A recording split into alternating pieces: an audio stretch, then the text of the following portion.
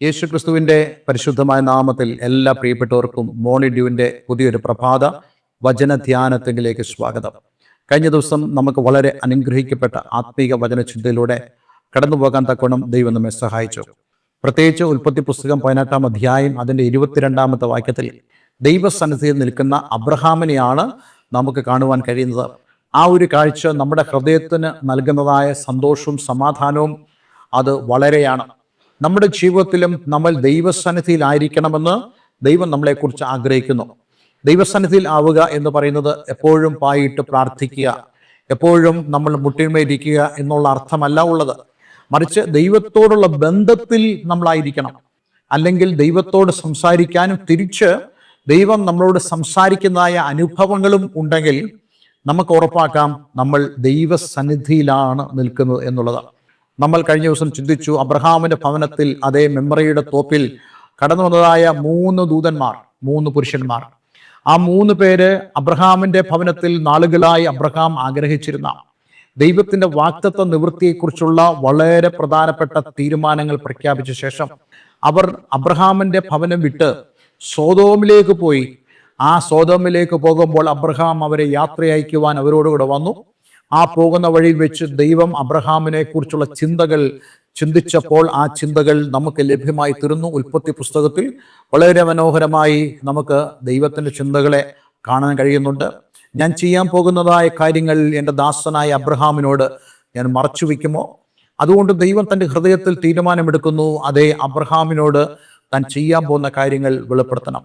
ഇത് വളരെ പ്രധാനപ്പെട്ട ഒരു കാര്യമാണ്. ദൈവം നമ്മളോട് താൻ ചെയ്യാൻ പോകുന്ന കാര്യങ്ങൾ വെളിപ്പെടുത്തുന്നവനാണ് എന്നുള്ളതിൽ എന്ത് പ്രാധാന്യമാണ് നമ്മെക്കുറിച്ച് ദൈവത്തിനുള്ളതെന്ന് നമ്മൾ തീർച്ചയായിട്ടും മനസ്സിലാക്കേണ്ടത് ആവശ്യമാണ്. ആ പ്രാധാന്യം എന്താണെന്നാണ് നമ്മൾ ഇന്നിവിടെ ചിന്തിക്കുന്നത്. അബ്രഹാം ദൈവത്തിന്റെ സന്നിധിയിൽ നിന്നു എന്ന് നമ്മൾ വായിക്കുമ്പോൾ തന്നെ 2 ദൂതന്മാർ, ആ 2 പുരുഷന്മാർ, അതേ അവർ സോദോമിലേക്ക് പോയി. എന്നാൽ മൂന്നാമനായി അതേ നമ്മുടെ കർത്താവ് യേശുക്രിസ്തു അവിടെ ഉണ്ടായിരുന്നുവെന്ന് നമുക്ക് പൂർണ്ണമായി ബോധ്യമാകുന്നല്ലോ. ആ ദൈവസന്നിധിയിൽ അബ്രഹാം നിൽക്കുമ്പോൾ ദൈവം അവനോട് സംസാരിക്കുന്ന കാര്യമാണ് നമ്മൾ ഇന്ന് പ്രധാനമായിട്ട് പരിശോധിക്കുന്നത്. നോക്കൂ, താൻ നിൽക്കുന്നത് ദൈവസന്നിധിയിലാണ് എന്ന് ചിന്തിക്കുന്ന, എന്ന് ഉറപ്പിക്കുന്ന അബ്രഹാം ദൈവത്തോട് ഒരു ചോദ്യം ചോദിക്കുക. ആ ചോദ്യം സോദോമിന്റെ നാശത്തെക്കുറിച്ച് ദൈവം പറഞ്ഞ നിമിഷം മുതൽ അബ്രഹാമിൻ്റെ ഉള്ളിൽ ഉണ്ടായിരുന്ന ഒരു ചോദ്യമാണ്. അബ്രഹാമിൻ്റെ കൺസേൺ ആണ്. ഞാൻ ഈ ഒരു കാര്യം ചിന്തിച്ചപ്പോൾ എനിക്ക് ബോധ്യമായൊരു കാര്യം, അബ്രഹാമിൻ്റെ ഈ ചോദ്യം അല്ലെങ്കിൽ അബ്രഹാമിൻ്റെ ഈ കൺസേൺ തൻ്റെ സഹോദര പുത്രനും കുടുംബവും സോദോമിൽ ഉണ്ട് എന്നുള്ളതായ കാര്യം മാത്രമല്ല, സോദോമിനെയും ഗൊമോറയെയും തൻ്റെ സഹോദര പുത്രനെ കുടുംബത്തെയും താൻ സ്നേഹിക്കുന്നു എന്നുള്ളതിലാണ്. നമ്മളും അബ്രഹാമിനെ പോലെ തന്നെ നമ്മുടെ പ്രിയപ്പെട്ടവരെ കുറിച്ചുള്ള കൺസേൺ മാത്രമല്ല, നമ്മുടെ രാജ്യത്തെക്കുറിച്ച്, നമ്മുടെ സംസ്ഥാനങ്ങളെക്കുറിച്ച്, നമ്മൾ വസിക്കുന്ന ഈ ലോകത്തെക്കുറിച്ചുള്ള ഒരു കൺസേൺ നമ്മുടെ ഉള്ളിൽ ഉണ്ടായിരിക്കണം. താൻ രാജാക്കന്മാർക്ക് വേണ്ടി പ്രാർത്ഥിക്കുന്നവനാണ് എന്ന് ഇത് സൂചിപ്പിക്കുന്നു. താൻ ഭരണകർത്താക്കൾക്ക് വേണ്ടി പ്രാർത്ഥിക്കുന്നവനാണെന്ന് ഇത് സൂചിപ്പിക്കുന്നു. താൻ രാജ്യങ്ങൾക്ക് വേണ്ടി, ജനസമുദ്രങ്ങൾക്ക് വേണ്ടി പ്രാർത്ഥിക്കുന്നവനാണെന്ന് ഇത് സൂചിപ്പിക്കുന്നു. നമുക്കും ഉണ്ടായിരിക്കേണ്ട ഒരു പ്രധാനപ്പെട്ട ക്വാളിറ്റി ആയിരിക്കണം ഇത്. നമ്മൾ എല്ലാവർക്കും വേണ്ടി പ്രാർത്ഥിക്കണം. എല്ലാവരുടെ ക്ഷേമത്തിനായി നമ്മൾ ദൈവത്തോട് പറയുകയും അതിനുവേണ്ടി ആഗ്രഹിക്കുകയും ചെയ്യേണ്ടതാണ്. അതുകൊണ്ടാണല്ലോ കർത്താവ് യേശുക്രിസ്തു തൻ്റെ ശിഷ്യന്മാരെ നോക്കിയിട്ട് ഇപ്രകാരം പറഞ്ഞത്, നിങ്ങൾ ഭൂമിയുടെ ഉപ്പാകുന്നു, നിങ്ങൾ ഭൂമിയെ ഗുണം വരുത്തുന്നവരാകുന്നു, അതിനെ രുചി വരുത്തുന്നവരായി തീരുന്നു. പക്ഷേ നിങ്ങൾ ദൈവത്തോട് പ്രാർത്ഥിക്കുന്നത് നിങ്ങൾക്ക് ചെയ്യാൻ കഴിയാത്ത കാര്യങ്ങളെക്കുറിച്ച്, നിങ്ങൾക്ക് ഒരിക്കലും പ്രാപ്യമല്ലാത്ത കാര്യത്തെക്കുറിച്ച്, നിങ്ങൾക്ക് ചെയ്യാൻ ആഗ്രഹമുണ്ട് പക്ഷെ ഇതൊന്നും കഴിയത്തില്ല എന്നുള്ള ആ ഒരു കാര്യം വെച്ചുകൊണ്ട് ദൈവത്തോട് നമ്മൾ പറയുന്നു, ദൈവമേ, ഈ അബ്രഹാം ഇവിടെ ആഗ്രഹിക്കുന്ന പോലെ സോദോ ഗോമറയെ നാശത്തിന് ഏൽപ്പിക്കരുത്. അത് ലോത്തിനെ കുറിച്ചുള്ള ആ ഒരു ചിന്ത മാത്രമായിരുന്നില്ല അബ്രഹാമിനുണ്ടായിരുന്നത്. അതെ, ആ മുഴുവൻ പട്ടണത്തെക്കുറിച്ചുള്ള, അവിടെയുള്ള ആളുകളെക്കുറിച്ചുള്ള ആ ഒരു കൺസേൺ, ആ ഒരു ഉത്കണ്ഠ അബ്രഹാമിനെ ഈ പ്രാർത്ഥനയിലേക്ക് കൊണ്ടു ചെല്ലുവാനിടയായി തീർന്നു. നമ്മുടെ ജീവിതത്തിലും മറ്റുള്ളവരെ കുറിച്ചുള്ള ഒരു കൺസേൺ നമുക്കുണ്ടായിരിക്കണം. ഞാനും എൻ്റെ കുടുംബവും, ഞങ്ങളുടെ കാര്യം മാത്രമേ എനിക്ക് കൺസേൺ ഉള്ളൂ. എൻ്റെ ഭാര്യ, എൻ്റെ മക്കൾ, അതെ അവരുടെ കുടുംബാംഗങ്ങൾ എന്നുള്ള ഒരു ചിന്തയിൽ മാത്രമാണ് നമ്മൾ പോകുന്നതെങ്കിൽ അത് ദൈവത്തിൻ്റെ ഇഷ്ടമല്ല എന്ന് നമ്മൾ തിരിച്ചറിയണം. നമ്മൾ എല്ലാവർക്കും വേണ്ടി പ്രാർത്ഥിക്കുന്നവരായിരിക്കണം. മറ്റുള്ളവർക്ക് നന്മ വരണമെന്ന് നമ്മൾ ആഗ്രഹിക്കണം. നമ്മുടെ രാജ്യം ദൈവത്താൽ അനുഗ്രഹിക്കപ്പെടണം. ഇന്ന് നമുക്ക് അറിയാവുന്ന പോലെ മദ്യം, മയക്ക് മരുന്നുകൾക്ക് അടിമത്തമുള്ള അനേക ആയിരങ്ങൾ ഈ രാജ്യത്തുണ്ട്. അവർ വിടുവിക്കപ്പെടേണ്ടതിന് വേണ്ടി നമ്മൾ പ്രാർത്ഥിക്കണം. അവർ പൂർണ്ണമായിട്ടും ദൈവത്തിൻ്റെ ഉദ്ദേശത്തിലേക്ക് വരേണ്ടതിന് വേണ്ടി നമ്മൾ പ്രാർത്ഥിക്കണം. മിഷണറി പ്രവർത്തനങ്ങൾ, സുവിശേഷ പ്രവർത്തനങ്ങളൊക്കെ തന്നെ ഈ ഒരു അനുകമ്പയിൽ നിന്ന് വരുന്നതായ പ്രവർത്തനങ്ങളാണ്. യേശുക്രിസ്തുവിന്റെ മിനിസ്ട്രി നമ്മളൊന്ന് ശ്രദ്ധിച്ചാൽ, യേശുക്രിസ്തുവിന്റെ ശുശ്രൂഷ പലപ്പോഴും അനുകമ്പയുടെ ഒരു ശുശ്രൂഷയായിരുന്നു. കുഷ്ഠരോഗിയെ കണ്ടപ്പോൾ അവന് മനസ്സലിഞ്ഞു. ആ മനസ്സലിഞ്ഞു എന്ന് പറയുമ്പോൾ തന്നെ അന്നത്തെ അവിടുത്തെ നിയമം എന്തായിരുന്നു അറിയാമോ? ലേവ്യ നിയമങ്ങൾ വളരെ വ്യക്തമായി പറഞ്ഞത്, കുഷ്ഠരോഗി ആകുന്നതായ മനുഷ്യൻ അവൻ അശുദ്ധനാണ്. അവൻ ഒരിക്കലും പാളയത്തിൽ പാർപ്പിക്കരുത്. അവനെ വെളിയിലേക്ക്, ക്യാമ്പിന് വെളിയിലേക്ക് അവനെ കൊണ്ടുപോകണം. അവനുമായി യാതൊരു സമ്പർക്കവും പാടില്ല. അവൻ അശുദ്ധനാണ്. അവൻ ഒരിക്കലും സൗഖ്യം ലഭിക്കില്ല. അതുകൊണ്ട് അവൻ എന്നേക്കുമായി സാമാന്യ ജനങ്ങളുടെ പുറത്തായിരിക്കണമെന്ന് ലേവ്യ നിയമം പഠിപ്പിച്ചു. പക്ഷേ ഈ ഭൂമിയിലേക്ക് കടന്നു വന്നായ കർത്താവ് യേശുക്രിസ്തു, ലോകത്തെ സ്നേഹിക്കുന്നവനായ കർത്താവ് യേശുക്രിസ്തു, കേവലം വാക്കുകളിൽ മാത്രമല്ല അവൻ ലോകത്തെ സ്നേഹിച്ചത്. അവൻ്റെ ചിന്തകളിലൂടെയും പ്രവൃത്തികളിലൂടെയും അവൻ ലോകത്തെ സ്നേഹിച്ചു. അതുകൊണ്ട് യേശു എന്താണ് ചെയ്തത്? യേശു അവരെ സ്നേഹിച്ചു എന്ന് നമുക്ക് വിശുദ്ധ വേദപുസ്തകത്തിൽ കാണാൻ കഴിയുന്നുണ്ട്. എന്നു മാത്രമല്ല, കുഷ്ഠരോഗിയെ കണ്ടപ്പോൾ യേശുവിന് അവനോട് അനുകമ്പ തോന്നി എന്ന് നമുക്ക് കാണുവാൻ കഴിയുന്നുണ്ട്. നോക്കൂ, ഈ അനുകമ്പയാണ് ഏറ്റവും പ്രധാനപ്പെട്ട കാര്യം. നമ്മുടെ ദേശത്തെക്കുറിച്ച് നമുക്കൊരു അനുകമ്പ ഉണ്ടാകണം.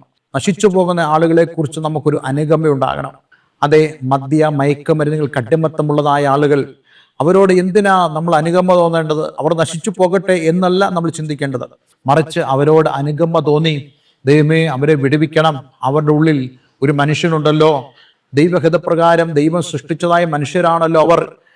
അവർ ആ ആസക്തികളെല്ലാം വിട്ട് ദൈവത്തെങ്കിലേക്ക് മടങ്ങി വരണമെന്ന് നമ്മൾ അനുകമ്പയുള്ളതായി പ്രാർത്ഥിക്കുമെങ്കിൽ ആ സമൂഹത്തെ, അങ്ങനെയുള്ള ആളുകളെ രൂപാന്തരപ്പെടുത്തുവാൻ ദൈവത്തിന് കഴിയുമെന്ന് ഇന്ന് പകൽ ഈ ദിവസം നമ്മൾ ചിന്തിക്കേണ്ടതാണ്.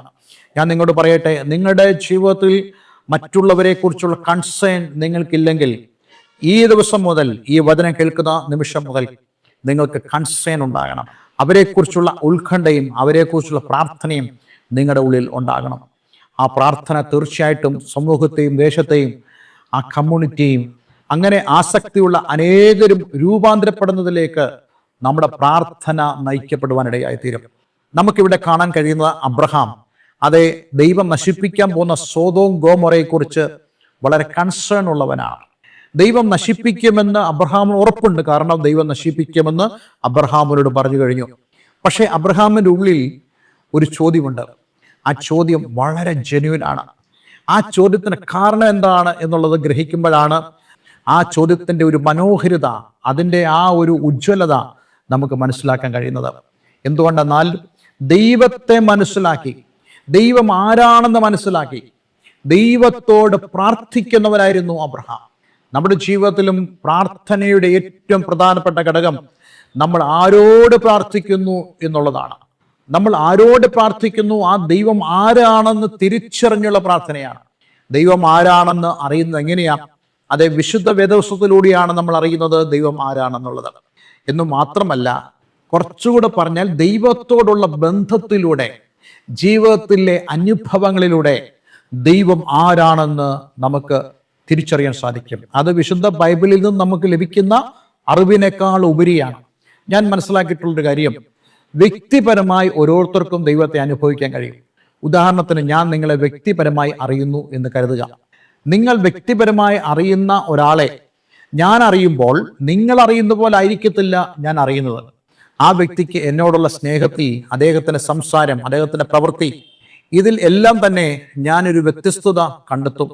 നിങ്ങൾ പറയുന്നതായിരിക്കത്തില്ല ഞാൻ പറയുന്നത്, നിങ്ങൾ ചിന്തിക്കുന്നതായിരിക്കത്തില്ല ഞാൻ ചിന്തിക്കുന്നത്. നമുക്ക് വിശുദ്ധ വേദപുസ്തകത്തിൽ ദൈവത്തെ മനസ്സിലാക്കാൻ കഴിയുന്നുണ്ട്, അതെല്ലാവർക്കും ഒരുപോലെ മനസ്സിലാക്കാൻ കഴിയുന്നുണ്ട്. പക്ഷേ ദൈവത്തോടുള്ള വ്യക്തിപരമായ ബന്ധത്തിൽ നമ്മൾ ദൈവത്തെ അനുഭവിക്കുന്നത് വളരെ വ്യത്യസ്തവുമായിട്ടായിരിക്കും. ഞാൻ അനുഭവിക്കുന്നതിലായിരിക്കില്ല നിങ്ങൾ അനുഭവിക്കുന്നത്. അബ്രഹാമിൻ്റെ ജീവിതത്തിൽ താൻ ദൈവത്തെ അനുഭവിച്ചത്, നമുക്കെല്ലാവർക്കും അറിയാവുന്ന പോലെ അന്ന് ഈ പറയപ്പെട്ടതായ ഗ്രന്ഥങ്ങൾ ഉണ്ടായിരുന്നില്ല, വിശുദ്ധ വേദവസ്തു ഉണ്ടായിരുന്നില്ല. കൂടുതലും ആളുകൾ ദൈവത്തെ അറിഞ്ഞത് ദൈവം കൊടുക്കുന്നതായി ദർശനങ്ങളിലൂടെയായിരുന്നു, മറ്റുള്ളവരുടെ അനുഭവങ്ങളിലൂടെയായിരുന്നു. അബ്രഹാമിന്റെ ജീവിതത്തിൽ നമുക്കറിയാം, അബ്രഹാമിന്റെ പിതാവ് വിഗ്രഹങ്ങൾ ഉണ്ടാക്കുന്നവനായിരുന്നു. പക്ഷേ അബ്രഹാം ദൈവത്തെ അറിഞ്ഞത് എങ്ങനെയാ? ദർശനങ്ങളിലൂടെയാണ് അബ്രഹാം ദൈവത്തെ അറിയുന്നത്. ദൈവം സംസാരിക്കുന്നതിലൂടെയും ദൈവം തനിക്ക് കൊടുത്തതായ ദർശനങ്ങളിലൂടെയും ദൈവം അവനോട് സംസാരിച്ചതിലൂടെയും അവന്റെ ജീവിതത്തിൽ ദൈവം പ്രവർത്തിച്ചതിലൂടെയുമായിരുന്നു അബ്രഹാം ദൈവത്തെ അറിഞ്ഞത്. നമ്മുടെ ജീവിതത്തിലും അങ്ങനെ നാം ദൈവത്തെ അറിയണം. കേവലം വിശുദ്ധ വേദപുസ്തകത്തിലൂടെ മാത്രമല്ല ദൈവത്തെ അറിയേണ്ടത്, നമ്മുടെ വ്യക്തിപരമായ ജീവിതത്തിലും നമ്മൾ ദൈവത്തെ അറിയണം. അതിന് നമ്മൾ എന്ത് ചെയ്യണം? ഇന്നലെ നമ്മൾ കേട്ടതുപോലെ ദൈവത്തോട് അടുത്ത് ചെന്നാൽ അവൻ നമ്മളോടും അടുത്ത് വരും. ആ അടുത്ത് വന്നുള്ള ഒരു ജീവിതം നമ്മൾ തുടർന്നുകൊണ്ടേയിരിക്കണം. അപ്പോൾ നമുക്ക് ദൈവത്തെ വ്യക്തിപരമായി അറിയാൻ സാധിക്കും. അങ്ങനെയാണെങ്കിൽ പ്രാർത്ഥനയിലെ വളരെ പ്രധാനപ്പെട്ട ഒരു പ്രചോദനം എന്ന് പറയുന്നത് ദൈവത്തെ വ്യക്തിപരമായി അറിയുക എന്നുള്ളതാണ്. അബ്രഹാം ദൈവത്തെ വ്യക്തിപരമായി അറിഞ്ഞപ്പോൾ അബ്രഹാം ദൈവത്തോട് ചോദ്യങ്ങൾ ചോദിക്കുക. ആ ചോദ്യം സംബന്ധിച്ചുള്ള ചിന്തകൾ നമ്മൾ അടുത്ത ദിവസം ചിന്തിക്കുന്നതാണ്. പക്ഷെ ഇന്ന് നമ്മൾ ഓരോരുത്തരും മനസ്സിലാക്കേണ്ടത്, വിശുദ്ധ വേദപുസ്തകത്തിൽ നിന്നും ദൈവത്തെ അറിയുന്നു എന്നുള്ളത് വളരെ നല്ല കാര്യമാണ്. നമ്മൾ അറിയണം, അങ്ങനെ തന്നെ നമ്മളാകണം. നമ്മുടെ വിശ്വാസത്തിന്റെ അടിസ്ഥാനം വിശുദ്ധ വേദപുസ്തകമാണ്. അതുകൊണ്ട് വിശുദ്ധ വേദപുസ്തകത്തിലൂടെ നമ്മൾ ദൈവത്തെ അറിയണം. എന്നാൽ നമ്മുടെ ജീവിതത്തിൽ കൂടുതൽ ദൈവത്തെ അറിയാൻ കഴിയുന്നതായ ഒരു കാര്യം എന്താണ് ചോദിച്ചു കഴിഞ്ഞാൽ, ദൈവത്തോടുള്ള നമ്മുടെ പേഴ്സണൽ റിലേഷൻഷിപ്പാണ്. അതിലേക്ക് വരുവാൻ എന്ന് ഞാൻ നിങ്ങളെല്ലാവരെയും ആഹ്വാനം ചെയ്യുന്നു. അതെ, കഴിഞ്ഞ നാളുകളേക്കാൾ ഉപരി ദൈവമായിട്ടുള്ള ബന്ധത്തിൽ ജീവിപ്പാൻ ഞാൻ എല്ലാവരെയും ആഹ്വാനം ചെയ്യുകയാണ്. ഒരു നിമിഷം നമുക്ക് പ്രാർത്ഥിക്കാം. സ്വർഗ്ഗപിതാവേ, ഇന്ന് ഞങ്ങളെ കേൾപ്പിച്ച വളരെ മനോഹരമായ സന്ദേശത്തിനായി സ്തോത്രം. ഈ വചനം കേൾക്കുന്ന ഏവരെയും ഞാൻ യേശുവിൻ്റെ നാമത്തിൽ അനുഗ്രഹിക്കുന്നു. കർത്താവേ, ഞങ്ങളുടെ ജീവിതത്തിൽ ദൈവത്തെ അറിയുവാൻ, ഞങ്ങളുടെ പ്രാർത്ഥനകളിൽ അതേ ആ പ്രാർത്ഥനയുടെ പ്രചോദനമായി ദൈവത്തെക്കുറിച്ചുള്ള വ്യക്തിപരമായ അറിവ് ആയിരിക്കാൻ തക്കവണ്ണം അങ്ങ് ഞങ്ങളെ സഹായിക്കണമേ. ഈ വചനം കേൾക്കുന്ന ഏവരെയും ഞാൻ യേശുവിൻ്റെ നാമത്തിൽ അനുഗ്രഹിക്കുന്നു. പ്രാർത്ഥന കേട്ടതിനായി നന്ദി. യേശു ക്രിസ്തുവിൻ നാമത്തിൽ തന്നെ. ആമേൻ, ആമേൻ. ഇന്നത്തെ വചന ശുശ്രൂഷ നിങ്ങളുടെ ജീവിതത്തിൽ വളരെ അനുഗ്രഹപ്രദമായി തീർന്നു എന്ന് ഞാൻ വിശ്വസിക്കുന്നു. ഈ സ്ക്രീനിൽ കാണുന്ന ഫോൺ നമ്പറുകളിൽ ഞങ്ങളെ വിളിക്കുക.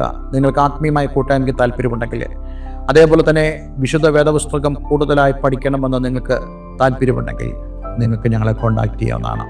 നിങ്ങളുടെ പ്രാർത്ഥന വിഷയങ്ങൾ അറിയിക്കുക. എല്ലാവരും ദൈവം അനുഗ്രഹിക്കട്ടെ. Have A nice day. God bless you all.